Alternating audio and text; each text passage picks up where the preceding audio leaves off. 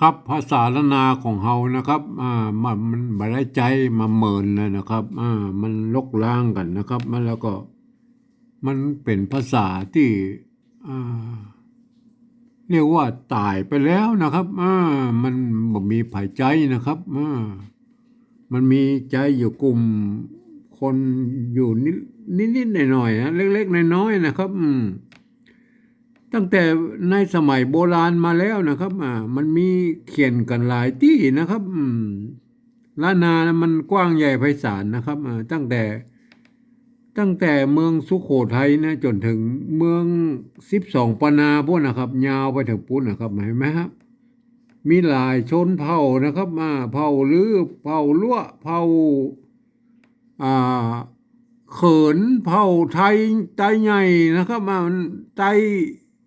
เอ่อยวนนะครับเห็นไหมมีเยอะแยะนะครับเพราะนั้นการเขียนมันก็ใช้อักษรเดียวกันนะครับแต่มันก็จะแตกต่างกันไปนิดๆหน่อยๆนะครับ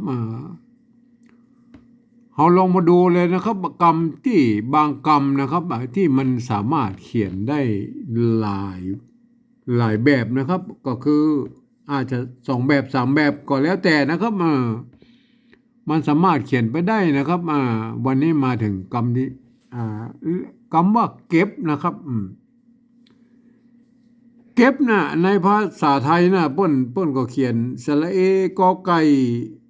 ไม่แต่คู่บอใบไม้นะครับเปิ้นมีกฎเกณฑ์แน่นอนนะอ่านว่าเก็บนะครับเสียงเอกนะครับ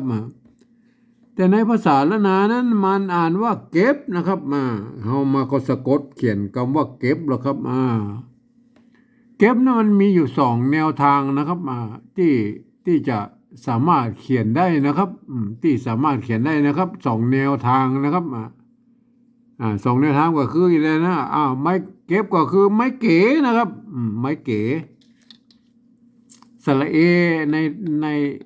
ในภาษาไทยนะครับในละนาก็ไม้เก๋นะครับเก็บก็คือเสียงจัตวานะครับเก็บมันจะต้องใจตัวกะนะครับตัวกะก็คือตัวนี้นะครับเก็บนะครับเก็บสะกดด้วยสะสะกดด้วยตัวบะนะครับบอใบไม้ก็คือบะนะครับบะนะครับ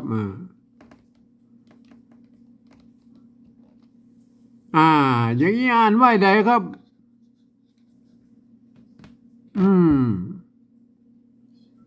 ตัวกะสะกดด้วยบอใบไม้เนี่ยก็สะกดด้วยกะดะบะนะกะดะบะกะดะกะดะบะนะ3 ตัวนี่นะครับเห็นไหมมันจะออกเสียงเอกนะครับอ่านว่าเก็บนะครับเก็บนี่อ่านว่าเก็บนะครับมันบ่เก็บครับในภาษาละนามันเก็บนะครับมันมีอยู่2 แนวทางนะก็จะให้มันเป็นเสียงจัตวานะครับเก็บนะครับเก็บก็คือใส่ใส่ไม่กะนะครับอย่างเงี้ยเห็นไหมเก็บหรือนะหรือใส่ไม่ซัดนะครับเห็นไหมเก็บแล้วมันมีเหตุผลนะเอามาดูเหตุผลนะครับเอามาดูตัวแรกเลยนะครับเก็บนะครับไม่เก๋นะครับไอตัวนี้นะครับเห็นไหมเก๋นะครับสระไม่เก๋นะครับเก๋เก๋นะครับเสียงจัตวาเก๋นะครับเก๋ใส่ตัวสะกดตัวไม่เก๋เนี่ยใส่สะกดตัวบอใบไม้นะครับหรือไอ้บ้าเนี่ยนะครับเห็นไหมไม่เก๋นะครับเห็นไหมใส่ตัวบอใบไม้เห็นไหมอ่านว่าเก็บนะครับเห็นไหมเนี่ยก็คือตัวนี้แหละครับใส่ไอ้ไม่กะเนี่ยก็คือไม่เก๋นะครับไม่เก๋นะครับเห็นไหมเก็บนะครับตัวที่2อันนี้อ่านว่าเก็บแล้วนะครับอ่านว่าเก็บแล้วนะครับตัวที่2นะครับ ตัวไม้เก๋อ่าอ่าตัวบะอันนี้มันอ่านว่าเก็บนะครับอีกแนวทางหนึ่งก็คือ ใส่ไม้ซัดนะครับใส่ไม้ซัดไปเข้าไปนะเห็นไหมใส่ไม้ซัดเข้าไปนี่มันก็ไม้ซัดนี่ก็ทำหน้าที่เหมือนกับไม้ใจคูนะครับเก็บมันก็ใส่ไม้เสียงเอกนะครับถ้าใส่ไม้ใจคูเข้าไปมันก็จะทำให้เสียงออกมาเป็นเสียงจัตวานะครับเก็บนะครับเห็นไหมฮะเนี่ยแม่มีอยู่2 แนวทางนะเก็บนะครับเขียนได้2 แบบนะครับในภาษาละนานั้นมันบ่มีไผมากฎเกณฑ์แน่นอนนะครับว่าจะต้องเขียนแบบนั้นเขียนแบบนี้นะครับเพราะว่ามันความคิดมันมีอย่างเงี้ยนะครับทั่วเมืองละนามันก็เขียนกันไปหลายแบบอย่างเงี้ยนะครับเพราะนั้นก็เราจะต้องโยนกันไปนะครับทีนี้เรามาดูปริวัติแบบที่2และแบบที่3นะครับแบบที่2และแบบที่3นะเก๋นะครับเก๋ครับเก็บนะครับแบบที่2นะครับแบบที่2ก็คือการท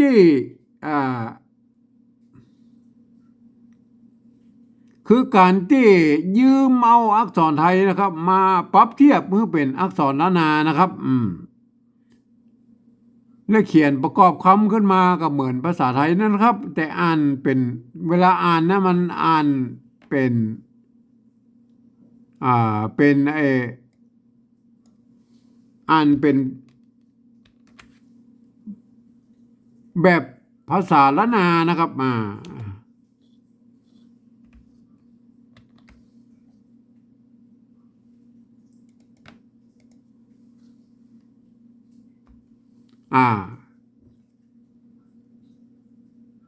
แบบที่2นะครับแบบที่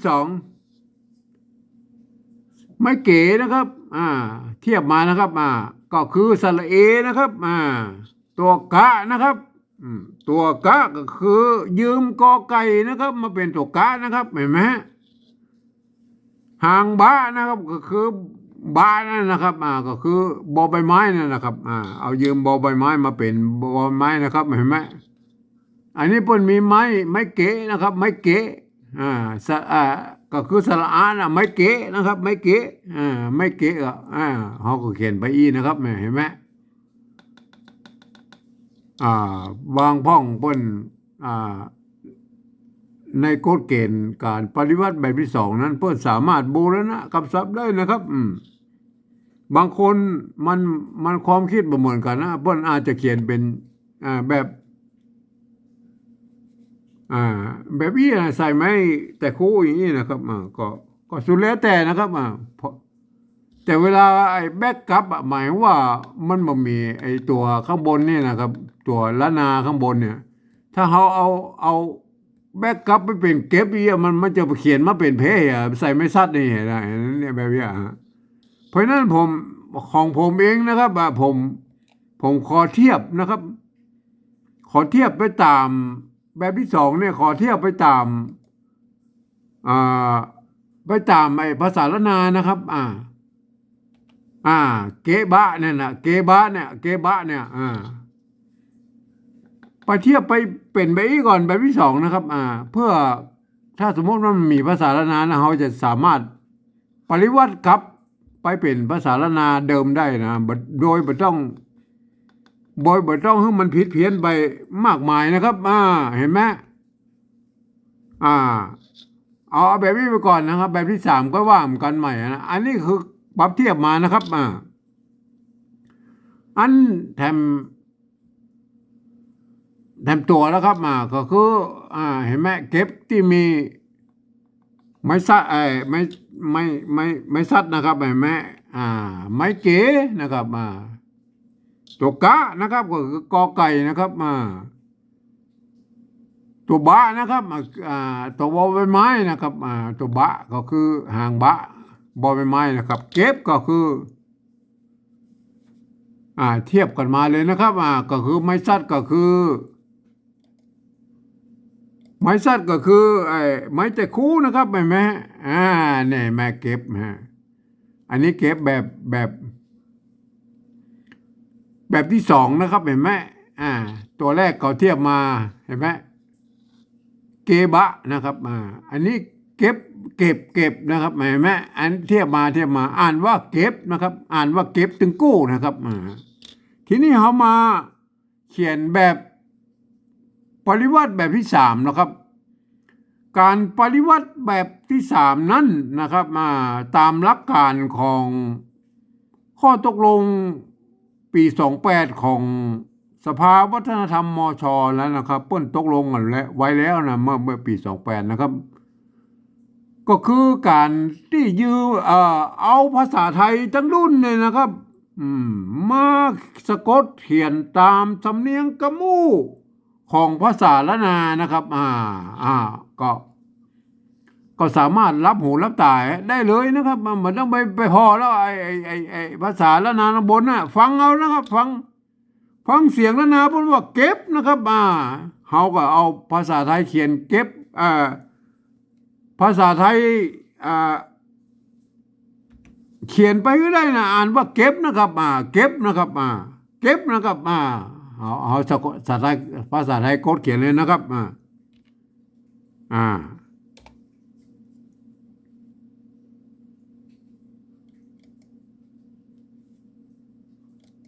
เอาภาษาไทยสะกดเขียนเลยนะครับ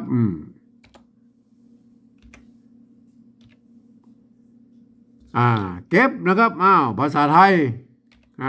สระเอกอไก่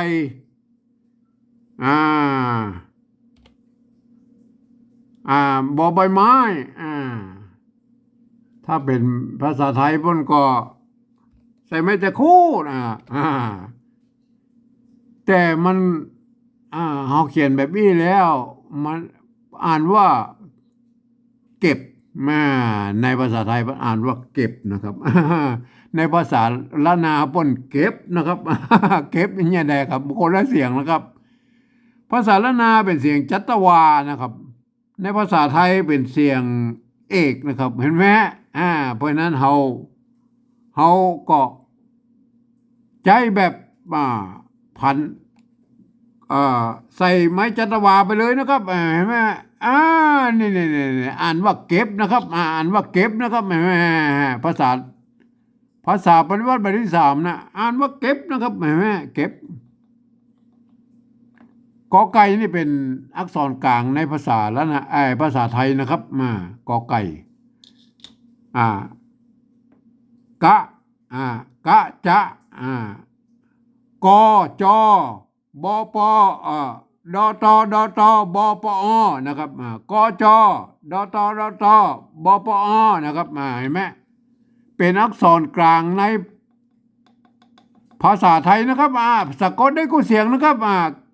เก็บนะครับเก็บนะครับเก็บนะครับเอาแบบตัวที่สองนะครับตัวที่สองแล้วครับเขียนเอาภาษาไทยเขียนมาเลยเ